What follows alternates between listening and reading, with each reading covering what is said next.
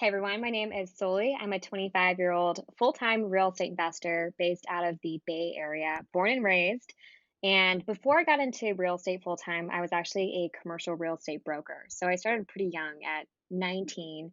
I really just needed a job and a paycheck type of thing. And so I had no family in real estate, no family in brokerage.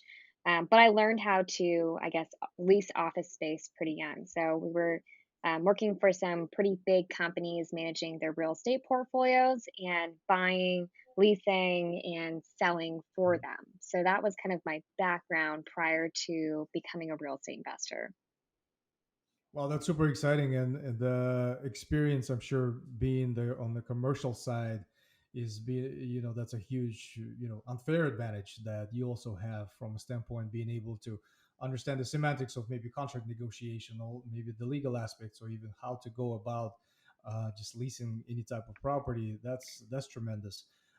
Tell us a little bit more about how did the shift working for another company, having a full time job, and then shifting being a full-time investor. At what point did you think or you realize that you're ready for that, and what was that kind of that mental framework that you applied that really allowed you to take that, I don't want to say plunge, because I'm sure you had a plan, you had all the things considered, but talk to us a little bit about that period. Yeah, so I started investing in real estate in 2020. So I just graduated college and I was going into a full-time position at this job that I'd already been working in for about 3 years, but it was commission based and we were leasing office space in the pandemic when nobody wanted office space.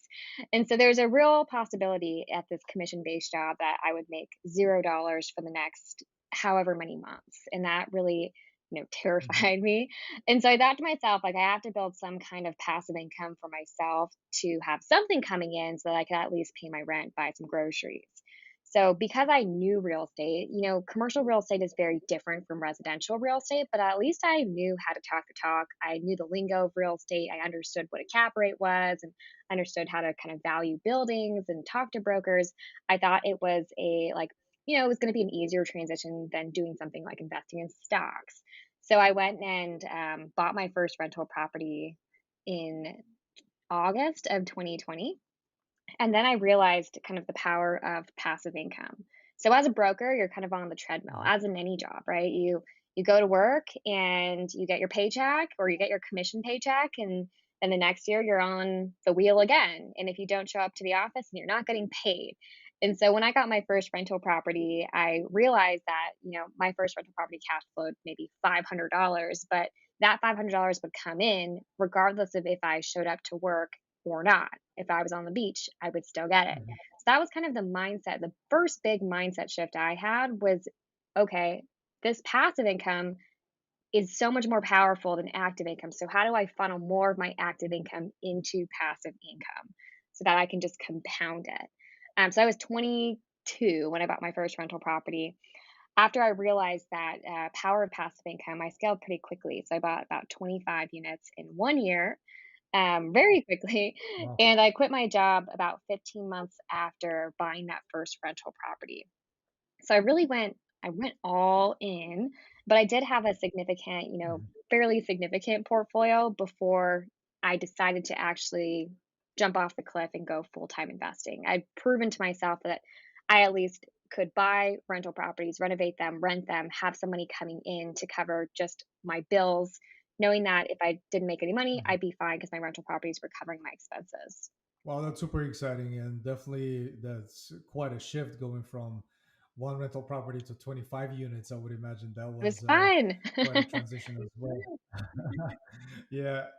Tell us a little bit more about the kind of the fundraising process or strategies that you applied, at least in those very early Yeah. stages, because at least that's a prevalent topic, I would imagine, in your circles as well. Just how to go about those different creative strategies to build up that initial capital that really allows you to start investing. Yeah, so for my first property, I went the conventional route. I had like $50,000 saved up to invest in my first rental. I bought that first rental, put 20% down, and then I realized I'd basically run out of money of my own to invest with. and needed to access other people's capital. So there's a lot of different ways that you can fund real estate. A lot of people think that you're limited to getting a conventional loan, putting 20 or 25% down. But I accessed private capital. So that's private capital is basically just an individual's money, not a financial institution. It can be friends and family. For me, a lot of it came from my Instagram presence, actually, from social media. Mhm. So I learned how to tap into that, how to negotiate private lending deals that were win wins for individuals looking to get a return on their money.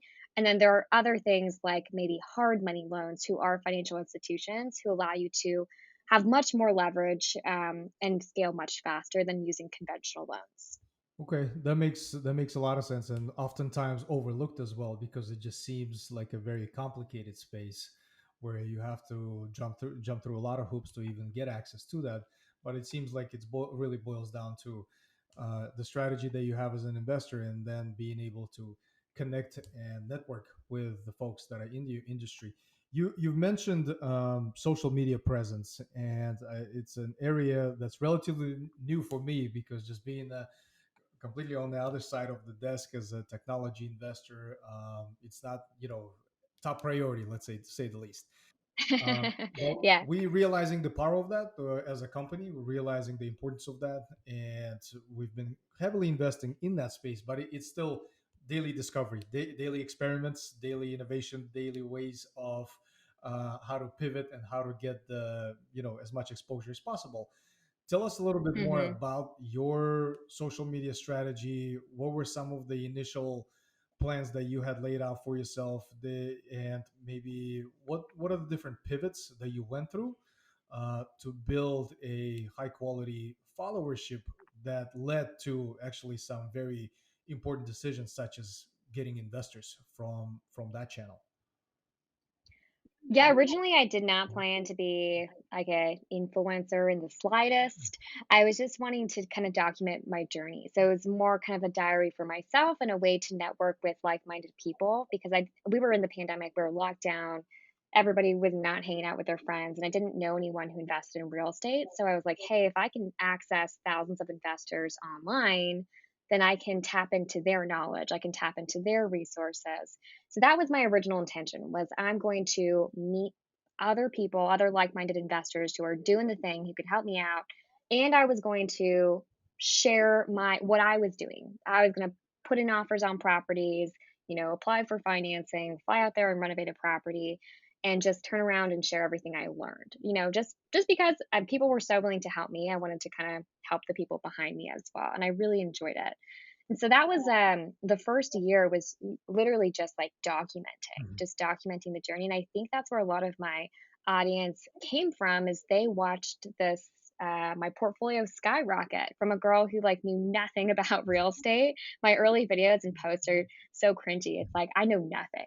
But they saw me take action every single day and show up and do really hard things and grow my portfolio from 0 to 25 in 1 year. And now I'm at 40. And so I scaled very quickly, and I think they were all very captivated by, you know, the story of someone who was just like them, young, not from a wealthy family, like no background in real estate, no family in real estate, who was doing the thing and that could inspire people to do it as well. So that was like the first phase was merely just kind of documenting and organically growing and helping. Mhm.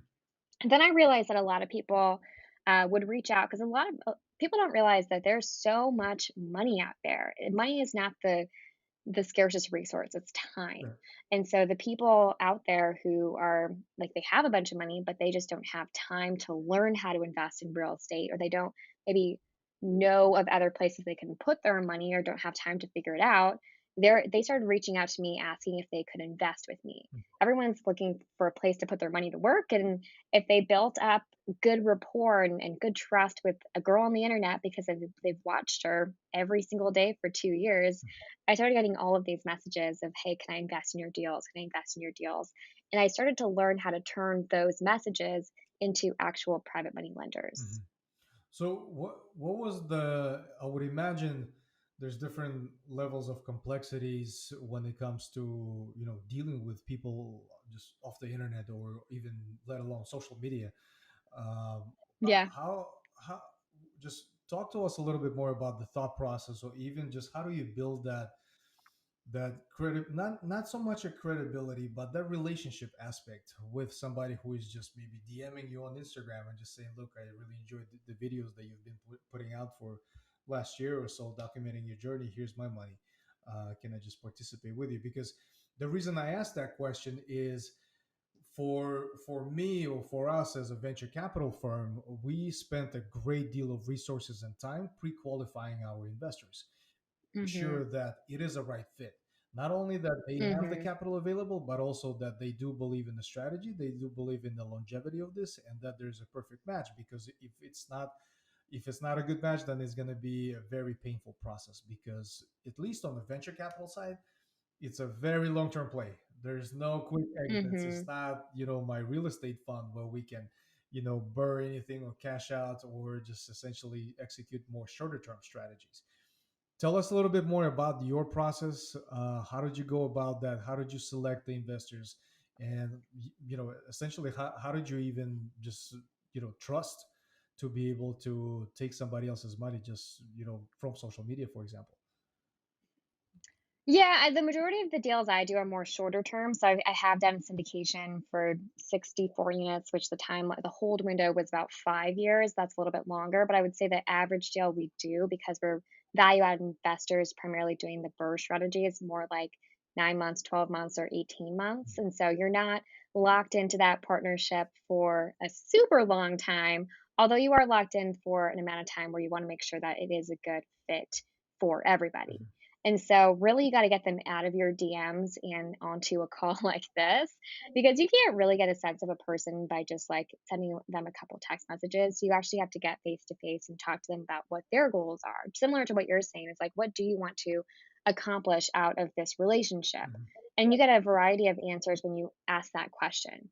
Sometimes it's like, hey, I have this money, it's doing nothing, it's sitting in my bank account making 0%, and I just want to make some passive income because I'm a really busy dentist and I just don't have time, Mhm. And that's kind of the person I look out for, and not the person who might be like, hey, I have $50,000 and this is my last $50,000 and I really want to invest with you because I want to learn how to invest in real estate. Like that might not be as good of a fit, because their intentions are not really to be a passive investor.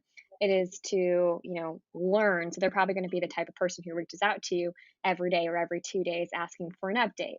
And so by having those like alignment questions in the beginning, I think you can learn a lot from someone, and just get a sense of like, would you be a good personality fit as well? Mhm. Yeah, that's a great example. And just being able to spend that one-on-one time, I would imagine that really gives you a lot more, at least closer perspective on who the person is and their ambitions. So thank you for sharing that.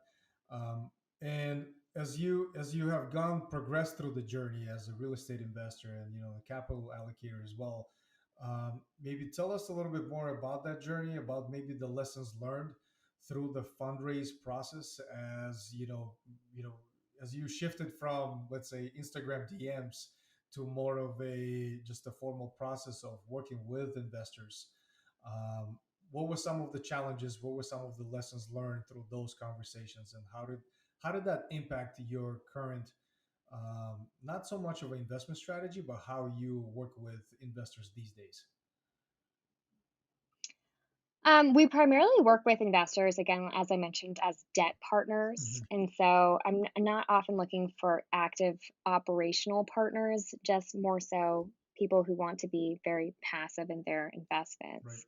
And so honestly, I have not had very many bad experiences with lenders, because we are so careful to vet people to make sure that their goals align with our goals and that they're going to be the right fit for the right project. But we do more so like a lot of single family properties, burrs, and flips at the time right now. Mhm. I guess one lesson that we learned very early is to like buffer everything. And so a lot of people like to overpromise and underdeliver unintentionally.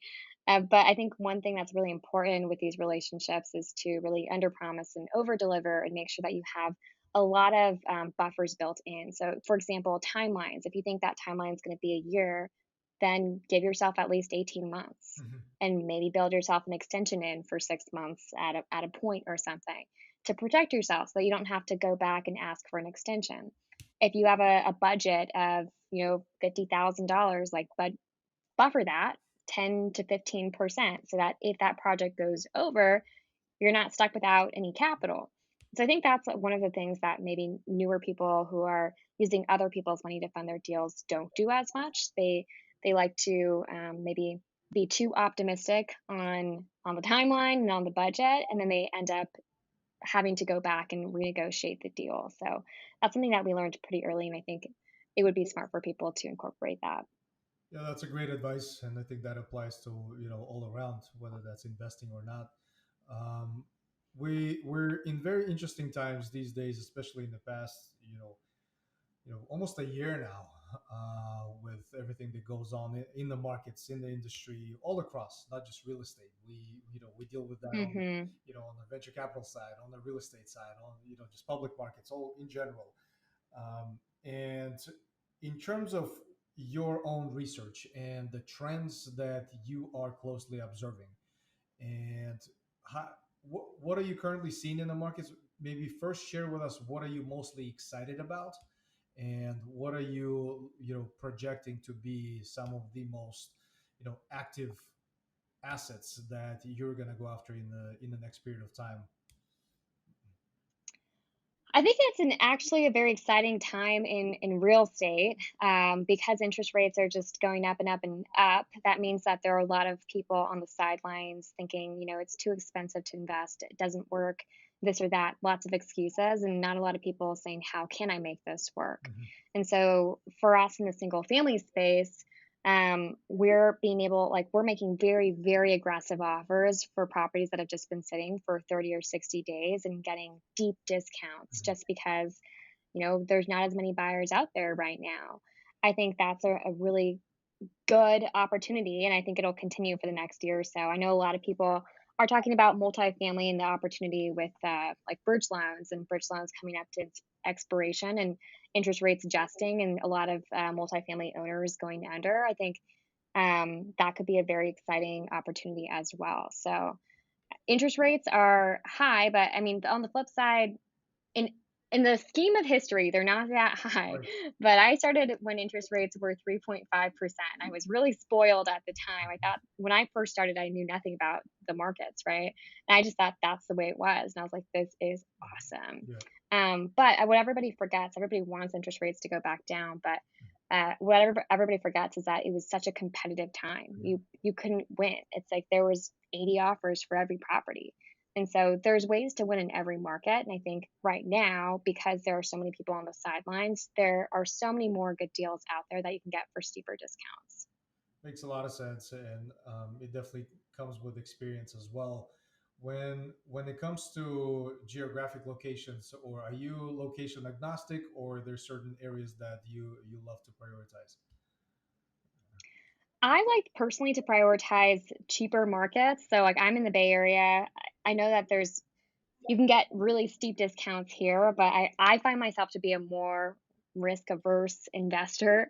And so I feel like in those lower cost markets, like the houses we're buying are 100,000, $150,000, they're a little bit more shielded from interest rates as well. Hmm. And so a change from 3% to 7% is in dollar amounts not that much. Whereas if you have $1 million house to a $2 million house, those those interest rates from 3% to 7% mean thousands of more dollars of payments. So that's where I see a lot of like really big swings in those really high cost markets. But we are investing more heavily in like Cincinnati, Ohio, or Augusta, Georgia, or New Orleans, Louisiana, because those markets tend to be a little bit more stable, even with the economy being a little wonky right now. Hmm.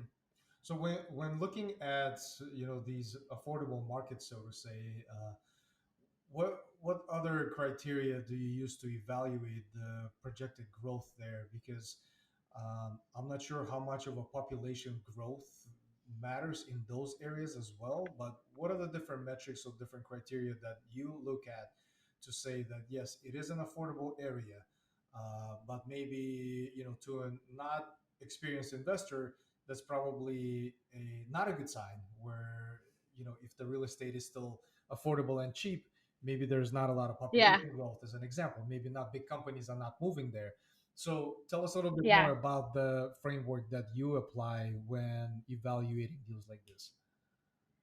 Yeah, so I do look at job growth. I look at population growth and how many industries are present in the market. Like, what are the big employers in the market? So in Cincinnati, like there's Kroger there, there's Procter and Gamble that's headquartered there, and so I think people's minds think, oh, Midwest, Ohio, not super fun. But if you really dig into some of the economics, like the city of Cincinnati invested over $1 billion in the last 10 years to revitalize their downtown, Mhm. and they're very business friendly.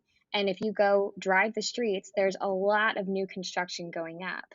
And so, if those developers are going to take hundreds of millions of dollars of risk of building those office buildings and those apartments, then to me, it's like, as a smaller investor, I can take that risk as well. Mhm. I would also say that there's areas that I like to focus on, and it's called like the path of progress. So there's always going to be neighborhoods within these cities that are up and coming, Mhm. where even if there's not a ton of appreciation in the market as a whole, like the entire MSA, there are zip codes that are going to have significantly more appreciation because there are a lot of properties being renovated. Mhm. Those are my favorite markets to invest in. I like to find the places where there's a bunch of construction going on and people are like, not sure if you should buy there. It's kind of sketchy, Yeah. but give it a year and it's going to go up Mhm. 10, 20%, where the market as a whole might not go up that much. Okay, that makes sense because you also apply into the projected growth of the particular area versus where it's at right now. So that makes a lot of sense. The other level of complexity that we also spend a good deal of time talking to, at least my investors, is the you. So you're located in the Bay Area, you're in San Francisco area, but you're investing, very very far away from your own stomping Hmm. grounds. And I understand, the power of the tools that we have these days that really allows us to do the research as much as possible remotely without having to be physically present in those areas. And that's powerful. That's great. And the ability to maybe hire somebody who would be your, eyes and ears on the ground. That's also, that makes sense. And I'm sure it's not easy, but it's achievable. But maybe tell us some other areas of the complexities when it comes to that long distance investing per se, because um, I would imagine that as far as maybe construction and renovation costs process, if you have a very strong project manager on the ground, that makes a little bit easier. But what are the other different areas that you've discovered to be of challenge being a long distance investor, and how do you overcome some of those complexities? Yeah, construction is always the hardest, right? There's always things that come up with construction projects, as you probably know as an investor yourself. But I would say that the biggest thing that you can do is set up a really good team for yourself. And so one of the reasons why I built a portfolio of around 25, 26 units in Cincinnati, and then I ended up switching over to Augusta, Georgia as the primary market that I invest in. And the reason why we did that is I have two other partners. One of them handles renovations and one of them handles acquisitions. Mhm. And the one who handles renovations is on the ground living in Augusta, Georgia, owning, and he owns a property management firm and a construction firm. And so it kind of made sense because we were having someone who was very bought into the success of the company Mhm. because he's a partner in it, and we're able to basically vertically integrate all of everything, our construction as well, because everything is basically in house. So I would say if you can have a team, not everyone is going to have a partner who owns construction firms, but if you can rely on the strength of your team or a local investor to be that person who is your eyes and ears on the ground, or even pay a project manager to do that, investing in your team is going to be the most important thing to get right in Mhm. the beginning. Yeah, and I'd say that's probably the most difficult and most challenging aspect of just building and running a business. And I talk about this to all of the other, company founders that we invest in from a technology side, that probably the number one job for you as a CEO is going to be hiring and recruiting and retaining Mhm. the top talent, because that's probably the most difficult and challenging part of running a company. When as far as your personal, your own research and where everything is going, what are you personally preparing for? What do you see on the horizon? What are the different things that you're observing that maybe, making you think to adjust your strategy, or maybe not, maybe double down? What are you preparing Yeah. for? I wish I had a crystal ball to tell you what's coming.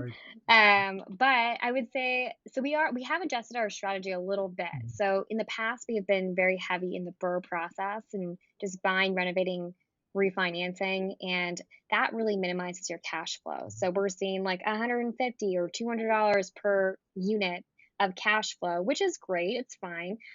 But we have been building a lot of equity in those same properties. And so that same property will have 30, 40, or $50,000 of equity locked up in there. So right now we're really focused on getting very liquid, very cash rich, and selling those properties instead of refinancing them. Mhm. We're selling them and taking out that cash to redeploy later. So that's what we're doing right now. We're probably flipping around 10 houses. We'll probably flip around 15 to 20 this year. Mhm. Something that we started this year in order to really stack cash for whatever is to come. I mean, Mhm. no one really knows, but I think there will be a lot of opportunities in the next 6 months or 1 year. And we want to be ready to capitalize on those deals. Mhm. So we're now very heavy into flipping.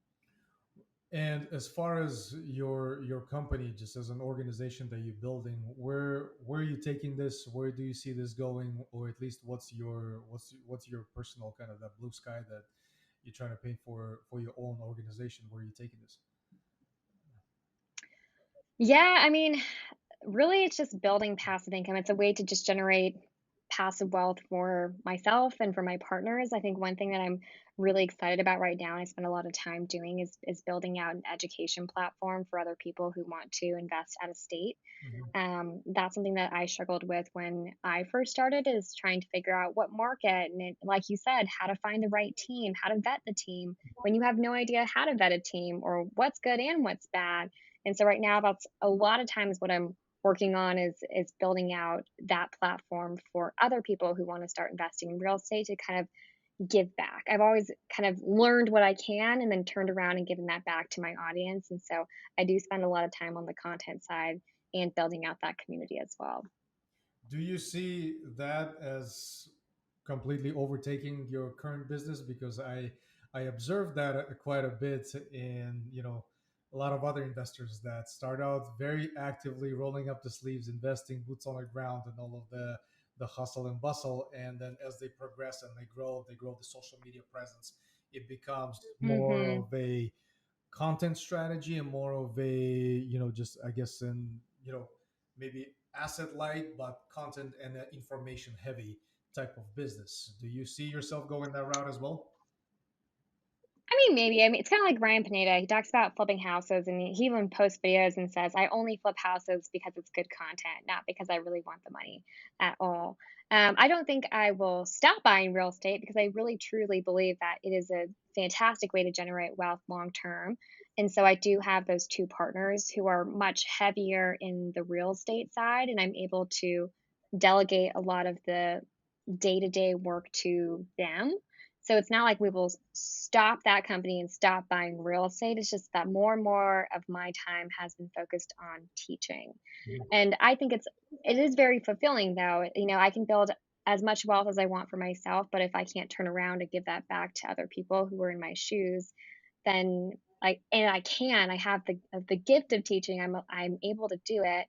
I would love to be able to do that for other people, to impact, thousands of people who would really benefit from even one or two rental properties. It can completely change their financial picture. Mhm. Yeah, that's powerful. And from your personal education and constantly improving and upgrading yourself, what is your content strategy? What do you consume on a daily basis? How do you make sure that you constantly evolving, whether as an individual, whether that's as an investor? Share some of the sources or strategies that you apply on, a daily basis. Yeah, I think people don't realize that they can curate the content that they look at. A lot of people just kind of blindly consume content by scrolling and liking whatever they feel like they like that Yeah. day, and don't realize that the algorithm picks that up and shows you more of what you look at. Mhm. And so I'm very conscious of what I consume because I want to be consuming things from people who are smarter than me, who have done more than me, who are more successful than me, because that's the only way that you're really going to learn, right? And so whether it's in content, like I'm a really big fan of Alex Hermosi. I just whatever he says, I'm going to listen to his podcast, I'm going to read his stuff. I love his books. Or if it's on the real estate side, people who have much bigger portfolios than me. I was listening to your interview with Rod Cleef right before this, but Mhm. it's like that dude lost $50 million in 2008, and we can learn a lot from that, right? Yeah. And so I'm young, like Mhm. I'm 25 years old. I'm only 3 years into investing, and I know that. I know that I'm just a baby investor compared to these people who have been doing it for 50 years. And so, how can I, by osmosis, learn from all of the experience that these other people have gone through and not make some of those mistakes myself? So, I would say just I like to surround myself with people who are on the next level and who've gone through a lot of the challenges that I will probably go through soon, and try as much as possible to avoid their mistakes that they share. Mhm. That's a great perspective. From the other point of view is, as technology investors, some of the strategies that we apply when investing into the companies also help them form some type of a board of directors, a board of advisors. And I'm a big proponent of having your Mhm. own individual board of advisors. That me as an individual, I need to have that. I always had that, my own board of advisors, the people that I go to for advice, recommendation, or even just to bounce some ideas off of. What are your thoughts on, or who, if you could name names or whatever the case is, so who are your mentors, who are your advisors, and how did you go about building those relationships with them? Yeah, one of my mentors in the real estate space actually became a partner, which is kind of cool. But it's a person who is the partner in Augusta, Georgia, and he, at the same time when I was scaling, he built a portfolio of 150 units in like a year or two, which was really fast. Mhm. But before that, he was a CEO of a company for 7 years and has a lot of business experience. And so I created that relationship through a mastermind. It was actually a free one at the time, but it's basically just like a networking group where people come together and talk about a specific topic. Mhm. And I was always had my camera on. I was always participating. I was always doing my homework and sharing my homework on Instagram and tagging him all the time. And I think when you're really involved, a lot of people think that, step one, join the mastermind. Step two, you'll find your mentor. Mhm. But if you're not like doing the work and showing up and showing that you care consistently and reaching out to people and building that relationship, then they're never going to notice you. Mhm. So that's originally how I started building that relationship. And then I think that people really do gravitate toward people who are taking action, who are actually doing the thing. Mhm. And so he noticed that, and he would reach out, and I'd have problems that come up, usually having to do with construction. And I'd reach out and be like, "Hey, how do I solve this problem? I have no construction background. I don't even know what they're talking about. I don't even know how to work plumbing and electric. I have no idea. Mhm. Like, can you help me?" And so like being very like I developed the relationship, and then I was willing to be very vulnerable in the struggles that I was going through and allowed someone to help. Mhm. And I think that was how I built that, I guess, mentorship relationship in the real estate space. In the digital marketing space and in that sort of education realm, I now pay for a coach. And so it's not always a free relationship. I pay him a lot of money to advise me on how to grow my following, how to grow that education business. But he's been through it many times before. And I feel like I'm taking the elevator to the top by basically meeting with him every week and saying, "This is what I'm doing. How do I tweak it?" Mhm. And he's able to look at situations and change things, adjust things, recommend things so much faster than what I would do having not much experience before me. One thing that really stands out that oftentimes overlooked, especially when it comes to mentorship or finding advisors and so forth, is really first focusing on the type of value that you could bring to the table, and also the effort and the level of just involvement that you yourself would put into that relationship. I think that applies all across. It all applies on every relationship that we all trying to build. So that makes a lot of sense. Everything that you're talking about. Last but not least, Soli, share with us maybe a book that you're currently reading, or the book that you always recommend to others, and why is that? Ooh, tough question. I mean, the book that I'm currently reading is next to me. It's called Profit First for Real Estate Investing.